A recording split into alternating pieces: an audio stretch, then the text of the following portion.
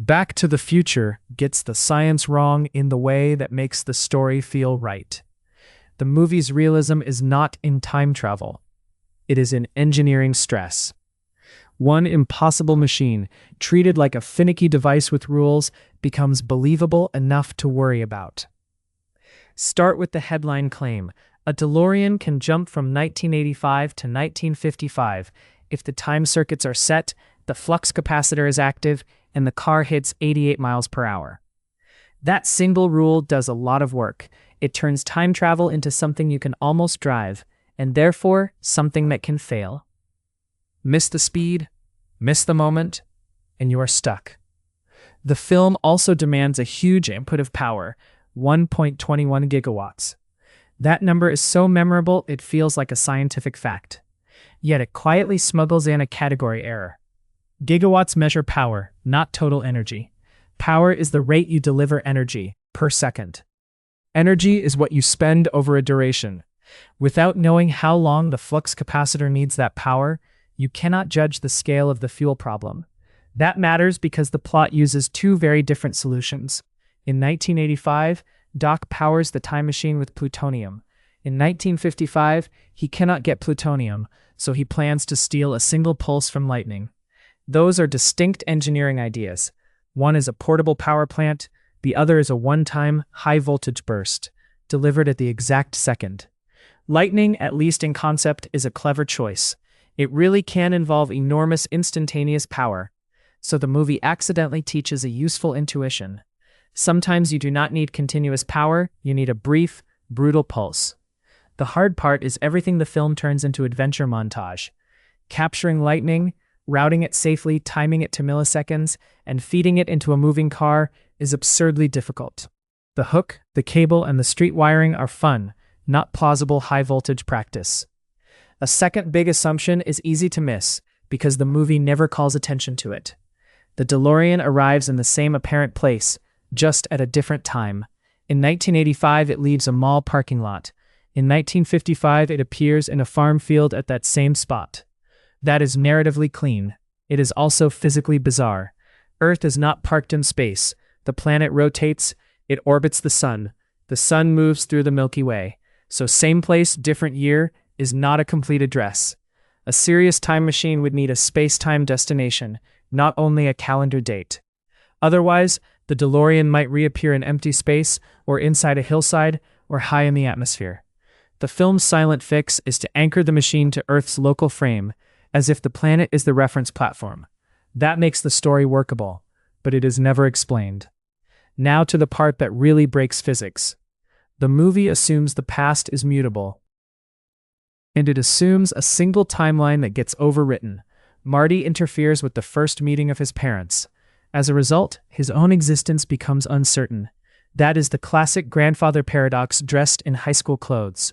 If Marty prevents his parents from becoming a couple, he would not be born. If he's not born, he cannot go back to prevent it. The loop has no clean resolution under ordinary causality. Real physics does allow some weirdness with time, but not that kind. Relativity gives us time dilation. Move fast enough or sit deep enough in gravity, and you can experience less elapsed time than people elsewhere.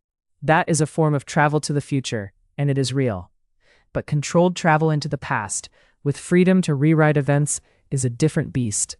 It collides head-on with cause and effect. The movie chooses the simplest storytelling option. No branching multiverse, no alternate Marty living in an untouched 1985 somewhere else. Instead, history itself edits over.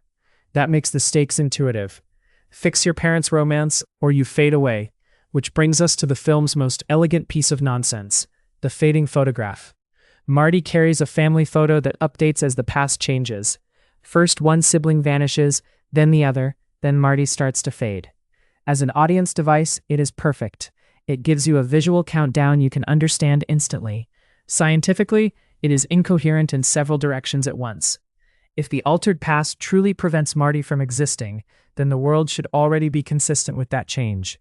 Marty should not be there to watch his photo update. If instead, time travelers are allowed to remain as inconsistencies, then why does a piece of paper get to know the correct timeline before everything else does? The photo also creates a memory problem. Marty remembers the original 1985. but the physical world around him is supposedly rewriting itself. So why does his mind stay anchored to the old history, while the ink and chemistry of a photograph shift to match the new one? The answer is not physics. The answer is that the story needs a meter, and a photograph is a meter you can hold up to the camera. Yet even here, the movie is doing something smart, just not scientific. It treats causality like a signal with a dramatic lag.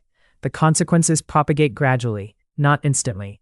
That gives characters time to act. It also helps viewers track complicated cause and effect without a lecture. In a classroom, that is a gift. You can ask, if causality were instant, what scenes stop working? Suddenly, students are reasoning about consistency conditions, not just quoting paradoxes. Energy is the other big teaching hook, and the film's choices are revealing. Plutonium functions as shorthand for forbidden power, but the way it is used confuses several real constraints. A compact reactor is not just fuel.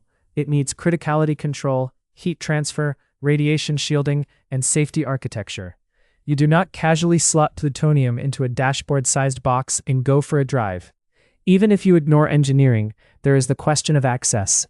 Plutonium is not merely expensive. It is tightly controlled nuclear material. The movie uses a plot about Doc deceiving Libyan terrorists to obtain it. That is thriller logic, not procurement reality. Still, underneath the exaggeration is a solid point. Revolutionary machines are not only inventions. They are supply chains, regulations, costs, and risks. Energy tech is infrastructure, even when it fits in a car. Then the ending delivers a punchline that doubles as a worldview.